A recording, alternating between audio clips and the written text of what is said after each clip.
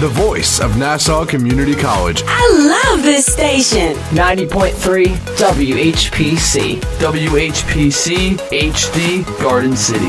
Available on the iHeartRadio app.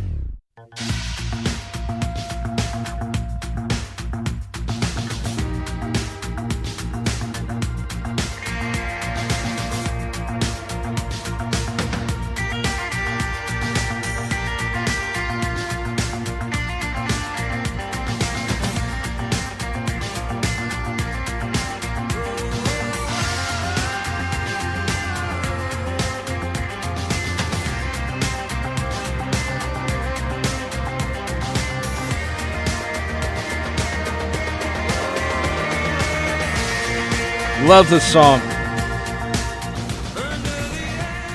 The Alarm, Rain in the Summertime. I know How can Tim. you not like that song? Well, you always get angry when I play it. Not really. Yes, you do. I like it. It's kind of not the favorite amongst alarm circles. Let's put it that way. Well, tell those people they're idiots. Okay, I know some of those people. Well, You know? you just did, unfortunately, but Well, this is a great song. don't worry about insulting my friends. Never stopped me before. That's true. Welcome to From the Press Box. I am Rob Leonard. My co-host is my brother, Tim Leonard, award-winning sports writer. I like how you say that most of the time. Like my last name is award-winning sports writer. Well, don't I say Tim Leonard? You always say Tim Leonard, award-winning sports writer. Well, you are an award-winning sports writer. Yes, but that would be kind of the adjective of the description. So that usually comes before the name. So it should be award-winning sports writer Tim Leonard. You're right. Exactly. No, you're right. Exactly. All right. I'll try to remember that. Your distinct phrasing, brother.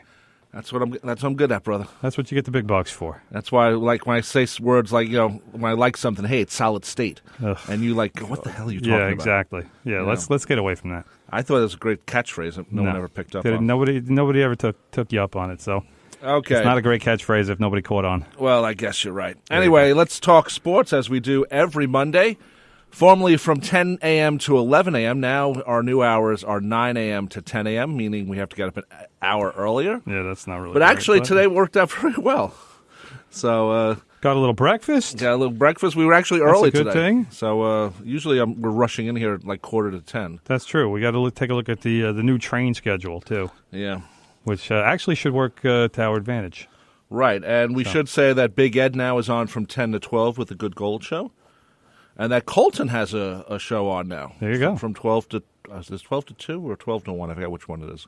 Colton, if you want to come in and tell us, please do. But he's got a new show that'll be on after Big Ed. So there's a lot of changes here at WHPC. Go to our website, www.ncc.edu/WHPC to check the new changes. Also, we do stream the show at iHeartRadio, the app, which is important. Yeah, And everybody should be listening on their phone. Yeah, so that's just part of what's going on. So, and then the show will be up on Spreaker later on as a podcast for those who maybe missed it or want to see it again or whatever. All of that makes us multimedia icons. Do you realize that? We are like Multimedia icons. Yeah, but I'm trying to think who's the multimedia icon. I was thinking Costas because he had a radio show for a while. Well, actually, the original one was Keith Martyr. I don't know about that. That's a long time ago. Yeah. That's back. We're talking back in the early 90s. Yeah, but I was thinking Costas because Costas had, Bob Wolf had a radio show, I'm pretty sure at one point. Marv Albert was all over the place at one point. That's true. Marv Albert. But I do remember, like Costas had a show called Costas Coast to Coast. Yes. One of the greatest shows he ever did was about the shot heard around the world. Yes. But he also did that interview with Vince McMahon. Yeah. I don't know if that was on Costas Coast. No, that wasn't Costas Coast. That was on his later show. Right, but that was the interview that ESPN had on the 30 for 30 thing with the XFL. Right. And Costas was. I mean, Vince McMahon clearly wanted to just punch Costas in the mouth. He did. But that would have just proven that he was a buffoon and a slug. He likes to hang out with Trump, so Well, yeah, but McMahon and Trump are together. But Costas was right. The XFL was a joke. So I mean, Vince McMahon was the only person who didn't think so. And Vince still If you saw the 30 for 30, still Yes, thinks I about did. bringing it back. And if he does, he just wants to lose money if he wants to do that. Well, I covered that league. It was a disaster. I remember you every part of it was a disaster. I remember you said the game started after the Super Bowl, and After it was the like Super Bowl. February. It was February. It's freezing. Freezing cold, and they wanted the cheerleaders to be wearing next to nothing. Right. Like the cheerleaders were literally freezing on the sidelines because it was about 15 degrees during the game, and McMahon wanted them in like bikini tops and I don't know. Can I say assless chaps? I mean, Yeah, that's sure, what they were. But that's what he wanted them in. And the girls were so cold they wanted to put coats on and just try to keep warm. And the franchise people were screaming. Can't have it. Can't have it. You got to be in the uniform. Yeah, and they're well. like, we're freezing. We're getting frostbite. We can't do this. It's one of the reasons the league fell apart. It was Very just- quickly, it actually. was It ridiculous. started out very well, actually. Well, because of the first week, everybody was curious. All the wrestling fans were curious. Let's not talk. Okay, well, I'm just Let's not saying. waste our time on this. I'm just saying, let's Yes, talk let's about move the on. Mets, brother, because the Mets No, are let's talk about the 20 Yankees. games No, below we're not talking about 500 the right Mets. now. We're not starting with 20 the Mets. games. Matt Are Harvey. you insane? Matt Harvey. Are you insane? Next year, man. Clearly, the earlier time is not agreeing with you because your brain is not on yet. I just wanted to bring that up Flip because... the switch, brother. Let's go. Let's Click. get your brain going. Okay, let's talk about the Yankees. And let's talk about the Yankees. Now let's talk about something I've been saying the last couple of weeks about the Yankees. Which is what? If they had swept the Red Sox the previous two series, and if they'd swept the series this weekend, they would be in first place right now. So Well, I know, guess they didn't I guess listen they to me. didn't step up enough for your they taste. didn't listen to Rob Leonard because they only took 3 out of 4 this weekend. Last night the game was 4 hours long on ESPN. I'm saying to it ended at 11:30, started at 7:30, I guess. Was there any 7:30? Yeah. Was there any stoppage or anything? It was I mean they had 4 hours, a man. long inning. First of all, Yankees Red Sox games typically take a long Oh, time. my God. All right, they typically do. It's just part of it's part of the fun of Yankees Red Sox. Well, the other But- thing is, and I thought about this last night because we've had Mushnick on a few times. Yes. Why do the ESPN games have to start so late? Of course, I guess the holiday weekend it started at 7:30 and it ended at 11:30. Now, if it started at 8 or 8:30 like their games usually do, you would have been up until 12:30. So, Well, yeah, and that's hopefully that's why they started it somewhat earlier, but it's ESPN, and the thing that aggravates me about the starting time is the Yankees have a game at 2:00. right, that's the other Because thing. But today's a that's holiday. Maybe that's why the game was moved to 7:30. I have no idea, but it's absolutely ridiculous. And Normally they would have had a day game. but let's also just reflect for a moment because the last two series that the Yankees played against the Red Sox, first of all, last week coming into this series, the Yankees had to play a doubleheader Right. before they faced the Red Sox. Then the two series that they played the Red Sox before that, the Yankees had games the night before, and the Red Sox had days off for both of the previous two series. So each of the last three series, the Yankees have come in with a distinct disadvantage against the Red Sox. Sure. That was created by the schedule maker.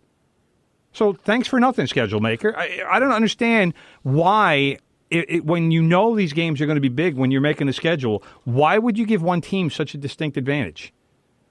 I mean, for this week with the Indians, that was a rain out. The Yankees had to play a doubleheader the next day. There was no other way to do it because they're not playing the Indians anymore. So fine, they did a what they call a traditional doubleheader, which is game one ends and then 30 minutes later you start game two.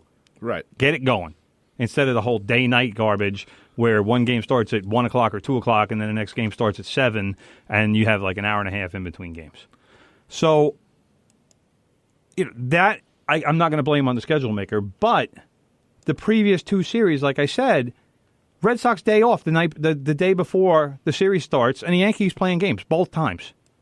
That's ridiculous. Well, I agree with that, and also especially since the Yankees. I mean, the only advantage about the Baltimore game, it's a 3 hour, 1 hour plane ride. I assume they're flying. Well, yeah, it's not like they're hopping but- on the train. But the Amtrak. let's put it this way: the game ended last night at what, around 11:30? 11:30, All right. 11:27. So, what's the quickest, the absolute quickest the Yankees are going to be at the airport? You're talking close to 1 o'clock. Right, they don't even go home. Around 1 o'clock. They No, don't go no, they brought bags with them. They just get on the plane and they go. But they have to get on a bus. They have to shower, change, get to the bus, do their interviews with the press and get all that stuff out of the way. So by the time they're all on the bus and ready to go, it's at least 12:30. At least around in that neighborhood, because I figure it's quick shower. They know they need to get moving, and they know let's not dawdle, let's not screw around. It's just we got to get going, because they know every minute that they save on the bus or getting to the bus is another minute they get to sleep. So I don't know if the bus that late at night, you figure the traffic's not going to be much. I don't know if they get a police escort to the airport, but. And another thing, I don't know which airport they have to go to. So whichever it is. But, yeah, the flight is nothing. The flight is an hour. It wouldn't be BWI is actually far away from Baltimore. Well, I mean, I don't know which one to go to. I don't know where, how, or whatever. But it's late. Yeah, it is. But so by the time they get into Baltimore, you're figuring it's close to 2. Again, another bus to the hotel. Right. Other people handle check-in and stuff, but they still have to check in. 40-some people or whatever. I don't know how many people they have now with the expanded rosters. It's probably more closer to 60. But by the time guys are hitting a bed, it's probably close to 3 in the morning. Sure, and then they have to be at the stadium. It's a 12:30 game, I think, right? No, it's a 2:00 game. 2:00 game. I think it was actually supposed to be a 1:00 game, and they might have made it a 2:00 game. But still, I mean, for a game at 2:00.